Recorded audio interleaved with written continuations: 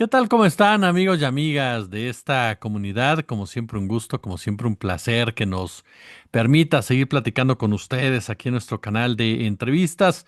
En estos días se ha estado discutiendo mucho y son temas que no queremos dejar pasar, por supuesto, en seguir analizando.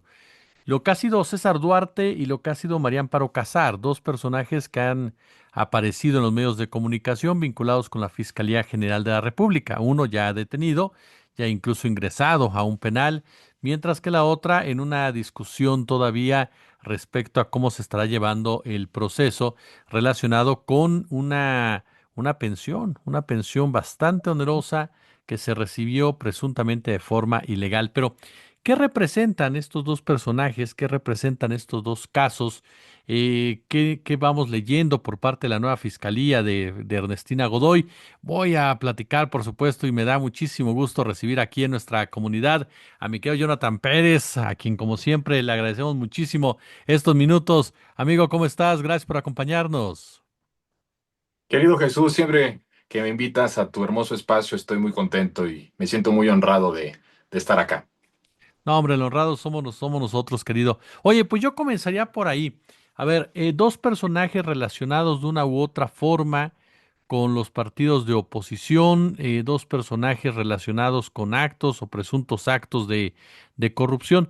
¿Cómo vas leyendo tú esta dinámica de la Fiscalía General de la República? La oposición dice que son perseguidos políticos. ¿Dónde los vamos ubicando, oye? Mira, yo la última vez que estuve en tu espacio y que estuvimos charlando de alguno de los temas coyunturales, había yo dicho que estamos en el caso de Salinas Pliego, por ejemplo, Ujú. ante la caída de lo que yo decía, eh, la oligarquía tal como fue concebida y como fue creada en el salinato, ¿no? En el inicio del gobierno de Salinas y que se extiende obviamente en todo el proyecto transeccional salinista desde el 88 hasta el 2018. Y decía yo que estábamos ante eso, veíamos cómo se estaba derrumbando esa estructura que sostenía la oligarquía, como fue concebida, estábamos viendo su derrumbe. Y el ejemplo pues era evidentemente Salinas Pliego. Y con respecto a este caso de César Duarte, y de la propia Amparo, me parece que estamos viendo también la caída de otros dos sectores que fueron y que han sido sectores muy importantes para que el régimen durara tanto tiempo en el poder, el régimen salinista neoliberal, 88-2018. Y es el derrumbe de la clase política, de toda la clase política que conocemos, que conocimos y que nos gobernó pues prácticamente desde el 88 que empieza este régimen hasta el 2018. Y también el derrumbe de su clase intelectual o de sus personajes intelectuales que de alguna forma tuvieron o han tenido que ver sobre todo en la parte del sostén de ese régimen, ¿no? En el caso de Amparo Casa, como una figura central también en darle continuidad y darle peso al régimen anterior. Entonces, yo ubico estas dos acciones que coinciden con la llegada, por cierto, como tú lo decías, de Ernestina a la Fiscalía General de la República, y que yo veo con muy buenos ojos porque siento que en este tiempo de la Cuarta Transformación hay que irnos acostumbrando y el mensaje que da la presidenta es muy claro el mensaje. Lo que no funciona, lo que esté obstaculizando este proceso de transformación, va a tener que ser cambiado, va a tener que ser renovado. Y en esa decisión política muy valiente, porque se están jugando muchos intereses.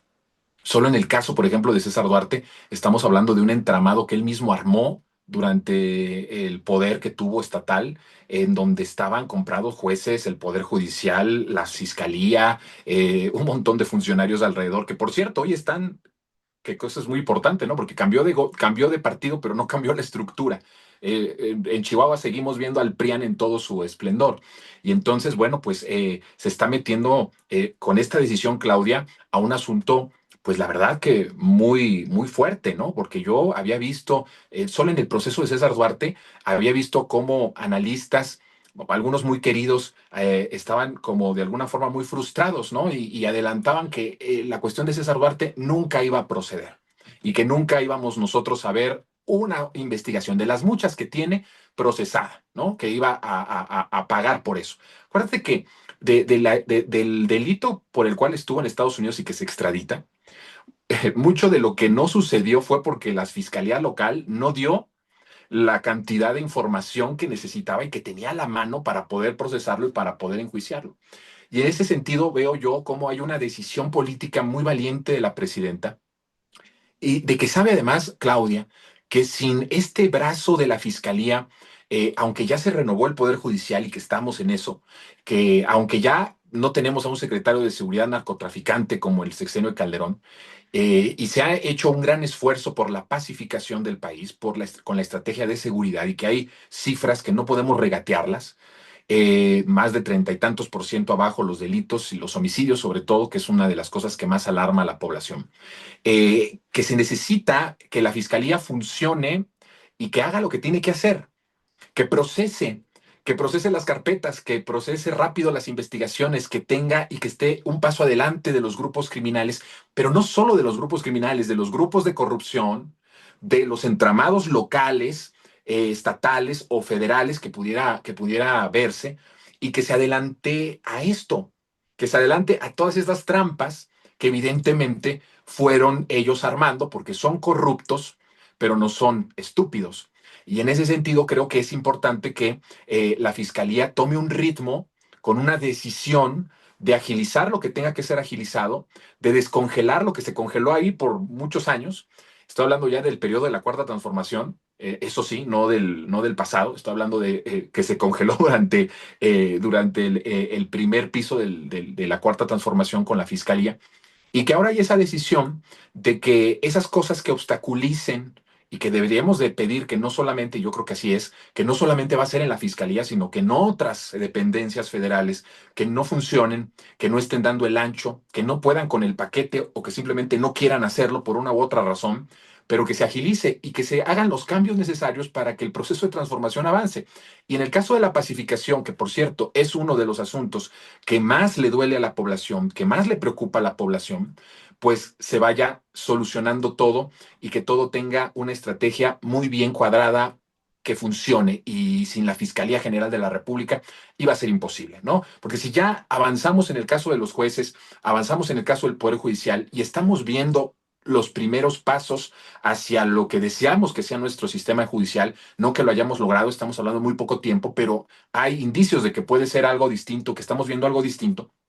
eh, Se necesitaba que la Fiscalía General de la República también se descongelara, prácticamente dejara su papel pasivo y empezar a hacer lo que es una fiscalía, lo que tiene que hacer una Fiscalía General de la República. Entonces, me parece que es una decisión fuerte, se está metiendo con intereses muy poderosos.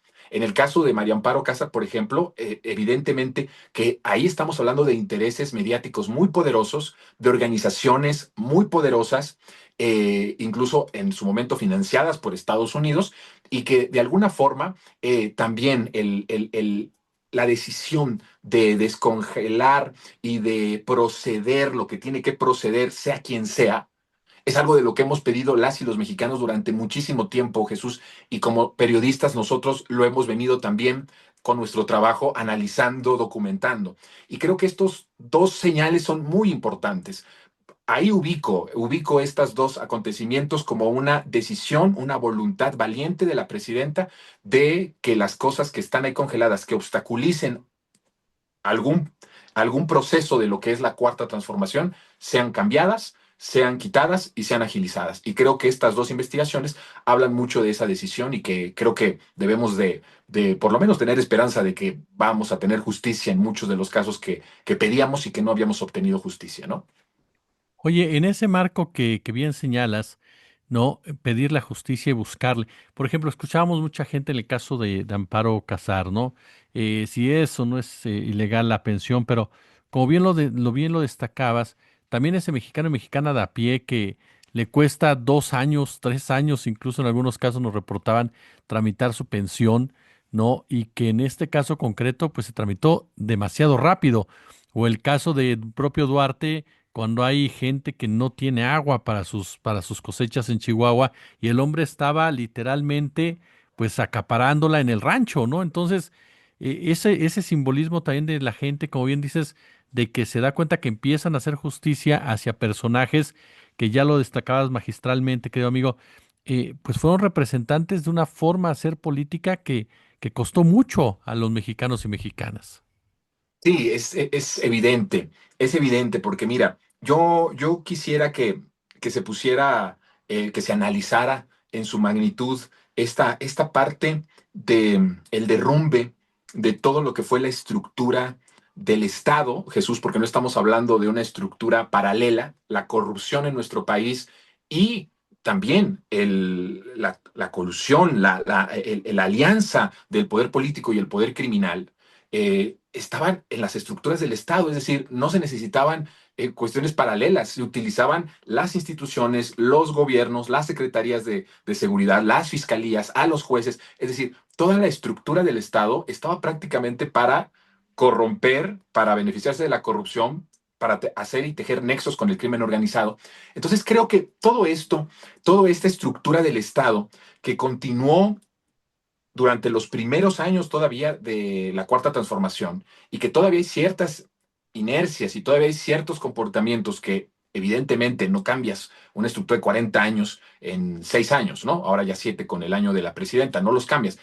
Pero toda esta estructura del Estado, estamos viendo cómo se va derrumbando ante nuestros propios ojos, porque sabíamos que sucedía, porque había investigaciones que lo confirmaban, había testimonios que lo confirmaron. No solo eso, sino que dentro de la simulación de justicia, hubieron personas detenidas en el caso de César Duarte que dieron toda la seña e incluso hablaban muchos de estos testigos hoy procesados y que están en la cárcel, pero que pensamos que hasta ahí se iba a quedar, declararon en sus declaraciones ministeriales y ante el juez que estas reuniones en donde, por ejemplo, se hablaba del desvío de más de 250 millones de pesos a campañas del PRI, te acordarás, allá Sí, por claro. 2016, habían sido hechas en la sede nacional del PRI, en donde estaba involucrado Mario Fabio Beltrones y donde estaba involucrado también Luis Videgaray, que era secretario de Hacienda. Y en diversos otros testimonios y pruebas que se dieron para este proceso, o para uno de estos procesos, porque son varios, prácticamente había y se garantizaba y se decía además, se confesaba que no había ningún problema con esta triangulación de empresas fantasma, porque ese mecanismo que estaba aplicándose en Chihuahua con César Duarte, estaba siendo aplicado en otros estados gobernados por el PRI y que no iba a haber ningún problema. Es decir, todo esto que nosotros vemos y que lo sabíamos y que lo podíamos ver de alguna forma, eh, pues parecía que iba a estar intocable, que se iban a burlar de nosotros hasta que murieran y que no iba a haber justicia. Y lo que estamos viendo ahora es ese derrumbe, porque creo que la velocidad de este proceso de transformación requiere de justicia, Jesús. Es decir, hemos avanzado muchísimo en temas sociales, hemos avanzado muchísimo en la cuestión de la pobreza, en la cuestión de la desigualdad. Hoy México es un país con menos desigualdad, que está probado. Son datos que no vienen de solo de las instituciones del gobierno federal, sino reconocidas incluso por el Banco Mundial. Cifras muy, muy alentadoras de que México está cambiando, de que estamos creando una nueva economía, como lo planteó Andrés Manuel en su discurso histórico del desafuero. El movimiento de transformación nacional, decía Andrés Manuel, y cito textual, capaz de transformar la vida nacional, crear una nueva economía, una nueva justicia. Habla incluso ahí Andrés Manuel, desde aquel épico discurso en la Cámara de Diputados defendiéndose del desafuero, habla de una nueva legalidad, habla de una nueva economía, de un nuevo pacto social, de una nueva política. Y entonces creo que estamos viendo que el avance es bastante y ya no puede seguir avanzando sin que haya justicia en lo más elemental, en lo más probado y en lo más elemental que todo mundo observó, que todo mundo vio. Y entonces creo que este derrumbe de la estructura del Estado es muy alentador, Jesús, porque eso da la oportunidad de que podamos crear el pueblo. No hablo de Morena, no estoy hablando de los gobiernos de Morena, estoy hablando del pueblo, que pueda construir una patria cimentada en una mejor justicia, en un país en donde no haya impunidad, en donde si la haces la vas a pagar y en donde tengamos condiciones distintas en la correlación con los poderes oligárquicos, que ya se está viendo con el pago o el cobro de los impuestos, y entonces que podamos crear una patria distinta, una patria nueva. Y eso creo que es lo que estamos viendo el día de hoy en estos tiempos. Mira, te doy un dato que me parece muy importante. De todo ese nuevo PRI que presentó Peña Nieto en la campaña electoral del 2012, fue a presentar la Televisa al programa que se llama Tercer Grado, que creo que todavía existe. Y ahí presentó Peña Nieto los nombres de la nueva generación del PRI como personas honestas, porque sí lo dijo, honestas, trabajadoras y que da resultados. Y decía Peña Nieto en ese momento que era una generación del PRI que daba resultados, que sabía gobernar y que estaba dando resultados. Bueno, todos ellos están en procesos penales. Estamos hablando de personas como César Duarte, pero no solamente él, Andrés Granier, Aristóteles Sandoval, César Duarte, bueno, algunos incluso pues asesinados, ¿no? César Duarte, Gidio Cantú, Fausto Vallejo, Javier Duarte, Jorge Herrera, Mario Anguiano de Colima, Miguel Alonso Reyes de Zacatecas, Roberto Sandoval Castañeda, Rodrigo Medina de Nuevo León. Todos ellos gobernaron en la llamada nueva generación del PRI, en la llamada nueva generación del PRI que era honesta y que sabía gobernar. Todos ellos tienen procesos, o están detenidos o tienen procesos. Y te voy a decir, de esta generación del PRI, que además es bien importante esto, porque muchos de estos priistas de esta nueva generación presumida por Peña Nieto son los que armaron al cártel Jalisco Nueva Generación en sus estados, en donde más poder tienen. Estamos hablando específicamente de dos exgobernadores que armaron prácticamente al cártel Jalisco Nueva Generación. Bueno, estamos hablando de dos, Aristóteles y también de Roberto Sandoval en Nayarit. Aristóteles asesinado, en donde una persona del cártel lo señala de haber recibido una cantidad millonaria para la campaña. Y en el caso de Roberto Sandoval, también señalado por nexos. Es decir, una generación maldita, Jesús, en toda la extensión de la palabra, cimentada en la corrupción, que impulsaba campañas nacionales desde los estados, pero que además también fortalecía las estructuras criminales en sus estados. Solo Jalisco, por decirlo, pues en el periodo de Aristóteles es en donde crece y se fortalece el cártel Jalisco Nueva Generación, que coincide con el sexenio de Peña Nieto y Aristóteles. Entonces, estamos hablando de una generación eh, totalmente corrompida, totalmente putrefacta, que estamos viendo cómo va cayendo, cómo van cayendo. Y eso a mí me parece que es sintomático de los tiempos que estamos viviendo. No puede continuar un proceso de transformación si primero no vemos estos sectores, estas personas tan conocidas, tan visibles, incluso en el imaginario popular, porque quién no sabe quiénes son los Duarte, por ejemplo, los Borges, o sea, están dentro de la conversación en el imaginario colectivo, y que veamos cómo se van derrumbando. Porque no solo se derrumba, Jesús, sus acciones individuales, hay que recordar que sus acciones individuales son parte de una red, no son actos aislados, hilos aislados, en donde el señor César Duarte se portó mal, pero es la excepción del PRI, ¿no? No, es un comportamiento que es parte, César solo es un componente de todo un entramado de corrupción, con dinero que se desvió para fines electorales, con los que se compitió en la democracia que tanto alababan los medios, que tanto alababan la comentocracia, que tanto alababan y alabaron sus intelectuales y que tanto alababan sus instituciones electorales y judiciales. Entonces, la caída de estos personajes, Amparo, de César más adelantado que Amparo, porque hoy Amparo, el juez dice, espérame tantito, ¿no? Echa para atrás la audiencia.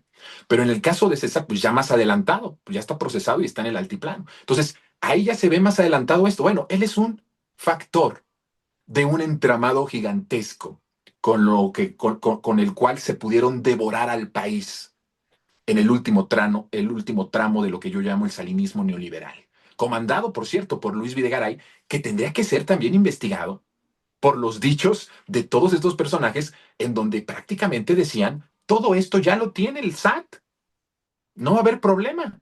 Hacienda, el SAT, todo ya está cepillado, limpiado, para que proceda, no va a haber ningún problema para ti y no va a haber ningún problema para toda la red de lavado de dinero. Entonces, no vemos la caída de un personaje o de dos personajes. No lo veamos de forma unitaria, de forma individual. Veámoslo como el derrumbe. Lo último ya de lo que queda de la clase política del antiguo régimen y de sus estructuras, lo último que ha quedado de eso se está derrumbando. Por eso es que vemos que lo que queda a la oposición, y no solo a la oposición, porque es muy sintomático cómo han defendido a César Duarte, lo han defendido medios de comunicación. Ciro Gómez Leiva lo defendió hace unos días en cadena nacional en radio. Loret de Mola lo defendió hace unos días también desde su trinchera de latinos. Eso es muy interesante. Bueno, lo que les queda es decir, persecución política, porque es lo último que les puede quedar ante la evidencia de que además el que se haya retrasado tanto que una sola investigación haya pegado fue obra de ese entramado y de esa estructura criminal y corrupta de la que ellos son responsables y que armaron en el tiempo que tuvieron el gobierno federal y local o estatal. Entonces, sí me parece que es un momento muy importante que ojalá y que se vean los pasos contundentes, que no tengamos una fiscalía que se equivoque en cómo arma las carpetas o que se equivoque en no dar a tiempo lo que tiene que dar a los jueces. Creo que es muy bueno porque para que se haya puesto en proceso a este señor y se le haya dictado que en los días que la fiscalía tendría para poder confirmar y poder tener todos los casos probatorios y todas las pruebas, estuviera ahí internado en el altiplano, eso me parece que es muy bueno. Está hablando de que está bien documentada, bien hecha la carpeta, y eso me parece que es muy bueno, es muy positivo. Hay que ver cómo van los siguientes meses, ¿no? No estoy diciendo que ya estemos hablando de que esto va a cambiar por completo, pero creo que las primeras señales son muy buenas y el derrumbe, Jesús, es evidente, apesta. Es un derrumbe que apesta y es un derrumbe que saca la porquería. Es decir, independientemente de lo que pase en la parte, de la parte de la fiscalía y de la justicia, todo el mundo otra vez está viendo este caso y está viendo cómo sale la porquería de esa última estructura y de ese último sostén que tenía este régimen anterior, el régimen anterior corrupto y criminal, y que se está derrumbando en la vista de todos. Mi querido Jonathan Pérez, siempre es un gustazo, hermano, recibirte aquí en la comunidad y que nos permitas aprender de ti, oye. Hombre, mi querido Jesús, ¿qué me puedes decir eso? Muy honrado y además muy contento de que nos veamos ya en esta época de fin de año. Qué gusto y además de que también has estado este año con nosotros en nuestro espacio y te lo agradezco. Me No, siento muy hombre. contento y muy feliz. Así que bueno, pues ya sabes, estamos a la orden.